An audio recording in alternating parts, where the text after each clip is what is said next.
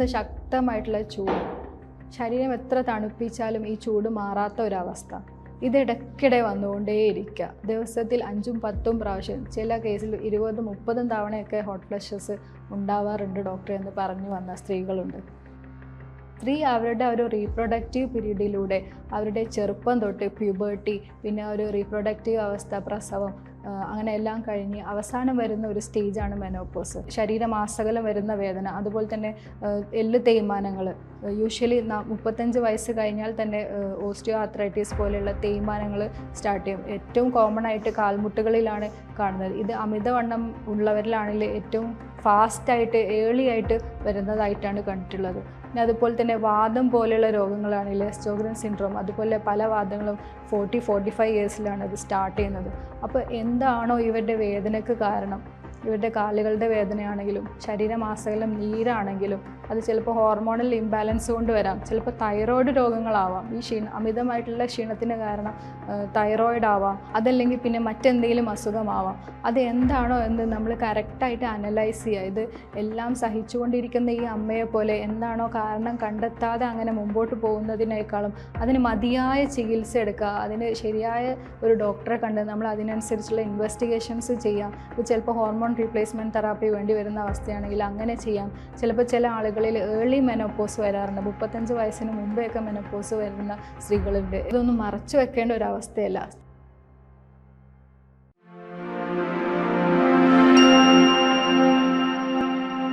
ഈ ഇടയായിട്ട് ഒരു സെലിബ്രിറ്റി രഞ്ജിനി ഹരിദാസ് പറഞ്ഞ ഒരു കാര്യമാണ് എനിക്ക് പറയാനുള്ളത്. അവർക്ക് 40 ഇയേഴ്സ് ആയപ്പോഴേക്കും ഭയങ്കര ക്ഷീണമായി, ഒന്നിനും പറ്റാത്ത അവസ്ഥ. അതുപോലെ വളരെ ആക്റ്റീവായിട്ട് വളരെ വൈബ്രൻ്റ് ആയിട്ട് നടന്ന ആളുകൾ 40 വയസ്സ് കഴിഞ്ഞാൽ സ്ത്രീകൾ പലപ്പോഴും ഒന്നിനും വയ്യാത്തൊരവസ്ഥയിലേക്ക് പോകുന്ന മെനോപോസൽ സിംറ്റംസിനെ കുറിച്ചാണ് ഞാൻ ഇന്ന് നിങ്ങളോട് സംസാരിക്കാനായിട്ട് ആഗ്രഹിക്കുന്നത്.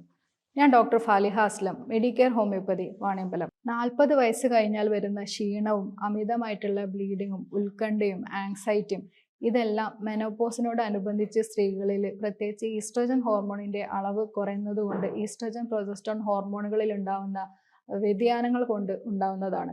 പലപ്പോഴും ഇതിനോടനുബന്ധിച്ച് സ്ത്രീകൾ അനുഭവിക്കുന്ന ഒരു പ്രധാനപ്പെട്ട രോഗമാണ് ഹോട്ട് ഫ്ലഷസ് അഥവാ അമിതമായിട്ടുള്ള വിയർപ്പ്, ശരീരം ചുട്ട് കത്തുന്നത് പോലെയുള്ള ചൂട്. അതിനോടൊപ്പം തന്നെ ശരീരം ഒന്നായിട്ട് വിയർക്കുക, 4ഓ 5ഓ ഡ്രസ്സ് മാറ്റേണ്ട അവസ്ഥ വരെ വരാറുണ്ടെന്ന് സ്ത്രീകൾ പലപ്പോഴും പറയാറുണ്ട്.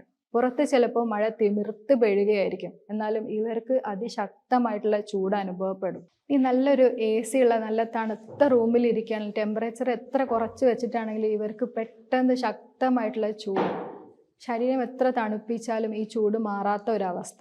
ഇതിടയ്ക്കിടെ വന്നുകൊണ്ടേയിരിക്കുക. ദിവസത്തിൽ 5ഉം 10ഉം പ്രാവശ്യം, ചില കേസിൽ 20ഉം 30ഉം തവണയൊക്കെ ഹോട്ട് ഫ്ലഷസ് ഉണ്ടാവാറുണ്ട് ഡോക്ടറെ എന്ന് പറഞ്ഞു വന്ന സ്ത്രീകളുണ്ട്.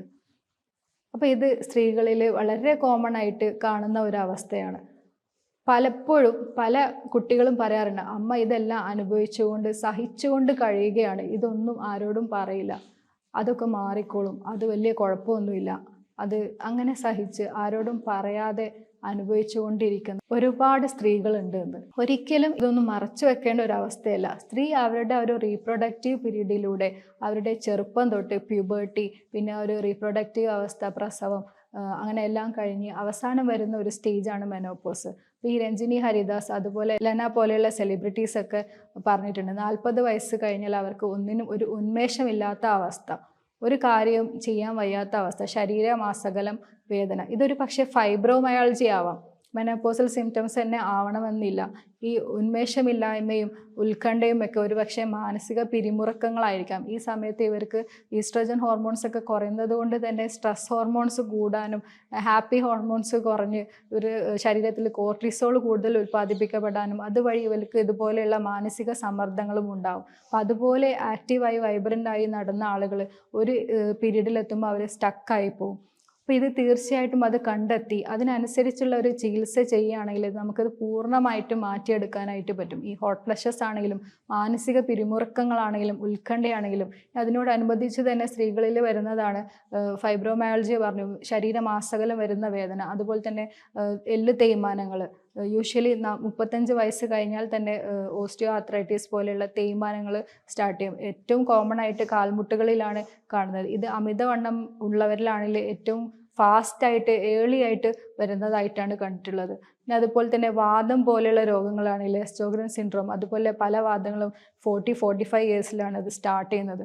അപ്പോൾ എന്താണോ ഇവരുടെ വേദനയ്ക്ക് കാരണം, ഇവരുടെ കാലുകളുടെ വേദനയാണെങ്കിലും ശരീരമാസകലം നീരാണെങ്കിലും അത് ചിലപ്പോൾ ഹോർമോണൽ ഇംബാലൻസ് കൊണ്ട് വരാം, ചിലപ്പോൾ തൈറോയ്ഡ് രോഗങ്ങളാവാം. ഈ അമിതമായിട്ടുള്ള ക്ഷീണത്തിന് കാരണം തൈറോയ്ഡ് ആവാം, അതല്ലെങ്കിൽ പിന്നെ മറ്റെന്തെങ്കിലും അസുഖമാവാം. അത് എന്താണോ എന്ന് നമ്മൾ കറക്റ്റായിട്ട് അനലൈസ് ചെയ്യുക. ഇത് എല്ലാം സഹിച്ചുകൊണ്ടിരിക്കുന്ന ഈ അമ്മയെ പോലെ എന്താണോ കാരണം കണ്ടെത്താതെ അങ്ങനെ മുമ്പോട്ട് പോകുന്നതിനേക്കാളും അതിന് മതിയായ ചികിത്സ എടുക്കുക, അതിന് ശരിയായ ഒരു ഡോക്ടറെ കണ്ട് നമ്മൾ അതിനനുസരിച്ചുള്ള ഇൻവെസ്റ്റിഗേഷൻസ് ചെയ്യാം. ഇപ്പോൾ ചിലപ്പോൾ ഹോർമോൺ റീപ്ലേസ്മെൻറ്റ് തെറാപ്പി വേണ്ടി വരുന്ന അവസ്ഥയാണെങ്കിൽ അങ്ങനെ ചെയ്യാം. ചിലപ്പോൾ ചില ആളുകളിൽ ഏർലി മെനോപ്പോസ് വരാറുണ്ട്. 35 വയസ്സിന് മുമ്പേയൊക്കെ മെനോപ്പോസ് വരുന്ന സ്ത്രീകളുണ്ട്.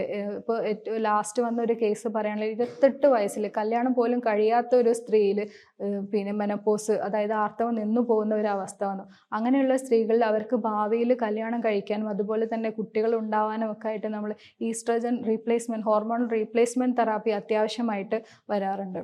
ഈ ഈസ്ട്രജൻ ഹോർമോൺ ശരീരത്തിൽ കൂടാനായിട്ട് നമ്മൾ എന്താണ് നമുക്ക് വീട്ടിൽ നിന്ന് ചെയ്യാൻ പറ്റുക എന്ന് ചോദിക്കുകയാണെങ്കിൽ നമ്മൾ നോർമലായിട്ടുള്ള ഒരു ലൈഫ് സ്റ്റൈൽ മെയിൻറ്റെയിൻ ചെയ്യുക. അതിൽ നമുക്ക് അമിതമായിട്ടുള്ള ഫാസ്റ്റ് ഫുഡ്, ജങ്ക് ഫുഡ്സ് ഇതൊക്കെ ഒഴിവാക്കുക എന്നുള്ളത് പ്രധാനമായിട്ട് ശ്രദ്ധിക്കുക. അതുപോലെ തന്നെ ശരിയായ ഒരു വ്യായാമശീലം ഇവർക്ക് ഉണ്ടാക്കുക എന്നുള്ളതും പ്രധാനമാണ്. അത് ഡെയിലി ഒരു കൃത്യമായിട്ട് ഒരു അരമണിക്കൂർ നമ്മൾ പിന്നെ ഒരു ബ്രിസ്ക് വാക്കിങ്ങോ അല്ലെ ഓപ്പൺ എയർ എക്സസൈസാണ് ഏറ്റവും അഭികാമ്യമായിട്ടുള്ളത്. ഓപ്പൺ എയർ എക്സസൈസിലൂടെ നമുക്ക് കിട്ടുന്നത് എന്താണെന്ന് ചോദിക്കുകയാണെങ്കിൽ നമ്മളുടെ ഹാപ്പി ഹോർമോൺ സെക്രേഷൻ അവിടെ കൂടുതലായിട്ട് ഉണ്ടാവുകയും നമുക്ക് നോർമലായിട്ടുള്ള ഒരു ലൈഫിലേക്ക് തിരിച്ചു വരാനും ഈ സ്ട്രെസ്സൊക്കെ ഓവർകം ചെയ്യാനും നമ്മളെ സഹായിക്കും. ഇനി അതുപോലെ തന്നെ ഇവർ ഏറ്റവും പ്രധാനമായിട്ട് ശ്രദ്ധിക്കേണ്ടത് ഒരു 7 മുതൽ 8 മണിക്കൂർ വരെ കൃത്യമായിട്ടുള്ള ഒരു ഉറക്കം, ഒരു സ്ലീപ്പ് ഹാബിറ്റ് ക്രിയേറ്റ് ചെയ്യുക എന്നുള്ളതാണ്. പലപ്പോഴും അമ്മമാർ അവരുടെ വീട്ടിലെ എല്ലാ ജോലികളും കഴിഞ്ഞ് അവരുടെ ഈ ഉറക്കം പലപ്പോഴും നേരത്തെ എഴുന്നേൽക്കുന്നതും അതുപോലെ വൈകി ഏറ്റവും ലാസ്റ്റായിട്ട് കിടക്കുന്നതും ഒരു വീട്ടിലെ അമ്മയായിരിക്കാം. ഈ ഒരു ശീലം മാറ്റി നമ്മളുടെ കാര്യങ്ങൾക്ക് കൂടി കുറച്ചുകൂടി സമയം കണ്ടെത്താനായിട്ട് ശ്രമിക്കും. അതുപോലെ തന്നെ ഈ ഫുഡ് ഹാബിറ്റ്സിൻ്റെ കാര്യത്തിലാണെങ്കിൽ ഇവർ എപ്പോഴും വീട്ടിലുണ്ടാവുന്ന ഭക്ഷണങ്ങൾ അതിനി ബാക്കിയായി പോകുമല്ലോ എന്ന് കരുതി പലപ്പോഴും ബാക്കിയുള്ളതെല്ലാം ബാക്കിയുള്ള ചോറൊക്കെ എടുത്ത് കഴിക്കുന്ന പല അമ്മമാരൊക്കെ ഉണ്ട്. ഇതൊക്കെ പലപ്പോഴും ഭാവിയിൽ അമിതവണ്ണത്തിനും പല രീതിയിലുള്ള ഹോർമോണൽ ഇംബാലൻസിലേക്കും ഇവരെ നയിക്കും. അപ്പോൾ അങ്ങനെ ഒരിക്കലും ചെയ്യാതിരിക്കാം. നമ്മളൊരു ബാലൻസ്ഡ് ആയിട്ടുള്ള ഒരു ന്യൂട്രീഷ്യസ് ആയിട്ടുള്ള ഡയറ്റ് ഫോളോ ചെയ്യുക. അമിതമായിട്ടോ അല്ലെങ്കിൽ കുറവായിട്ടോ ചിലപ്പോൾ ഭക്ഷണം തികയാതെ ആയിരിക്കാം, അപ്പോഴും അവർ ഭക്ഷണങ്ങൾ സ്കിപ്പ് ചെയ്യും. അത് പ്രോപ്പറായിട്ടുള്ള ഒരു ഡയറ്റ് റെഗുലറായിട്ട് കീപ്പ് ചെയ്യുക എന്നുള്ളതും ഇമ്പോർട്ടൻ്റ് ആയിട്ട് ശ്രദ്ധിക്കുക. ഈ 40 വയസ്സിന് ശേഷം ഉണ്ടാകുന്ന അമിതമായിട്ടുള്ള ബ്ലീഡിങ് പോലെയുള്ള അവസ്ഥകളാണെങ്കിൽ ഇത് പലപ്പോഴും അമ്മമാർ വിചാരിക്കാറുണ്ട്, അവർ പറയുന്നത് കേട്ടിട്ടുണ്ട്, ഇതിപ്പോൾ ഇനിയിപ്പോൾ നിൽക്കാൻ പോവുമല്ലേ, അപ്പോൾ അതങ്ങനെ കോമൺ ആയിട്ട് കാണാറുണ്ട്, നിൽക്കുന്നതിൻ്റെതായിരിക്കാം അങ്ങനെ പറഞ്ഞ് നെഗ്ലക്റ്റ് ചെയ്യാതെ ചിലപ്പോൾ ഫൈബ്രോയിഡ് ആയിരിക്കാം, ചിലപ്പോൾ മാരകമായ ക്യാൻസറിൻ്റെ വരെ ലക്ഷണങ്ങൾ ബ്ലീഡിങ് ആയിട്ട് തുടക്കത്തിലേ കാണിക്കാം. അപ്പോൾ അതെന്താണോ എന്ന് നമ്മൾ കറക്റ്റായിട്ട് എന്തായാലും അതിനുള്ള ഇൻവെസ്റ്റിഗേഷൻസ് ചെയ്യുക, കറക്റ്റായിട്ടുള്ള ട്രീറ്റ്മെൻറ്റ് എടുക്കാനും നമ്മൾ ശ്രദ്ധിക്കുക. ഇനി നമ്മൾ ഹോമിയോപ്പതിയുടെ കേസിലാണെങ്കിൽ നമുക്ക് ഹോട്ട് ഫ്ലഷസിനാണെങ്കിലും ഇതുപോലെയുള്ള 40 വയസ്സ് കഴിഞ്ഞ് വരുന്ന മുട്ടുകാല് വേദനയ്ക്കാണെങ്കിലും മേലാസകലം ഉണ്ടാകുന്ന ഫൈബ്രോമാൽജിക് ആണെങ്കിലും എഫക്റ്റീവായിട്ടുള്ള ട്രീറ്റ്മെൻറ്റ് നമുക്ക് അവൈലബിൾ ആണ്. ഇതുമായിട്ട് ബന്ധപ്പെട്ട നിങ്ങളുടെ സംശയങ്ങൾ നിങ്ങൾക്ക് താഴെ കാണുന്ന നമ്പറിൽ നിങ്ങൾക്ക് എന്നോട് കോൺടാക്റ്റ് ചെയ്യാവുന്നതാണ്. നിങ്ങളുടെ സംശയങ്ങൾ നിങ്ങൾക്ക് കമൻ്റായിട്ട് ചോദിക്കാവുന്നതാണ്. മറ്റൊരു വിഷയവുമായി നമുക്ക് വീണ്ടും കാണാം. നന്ദി, നമസ്കാരം.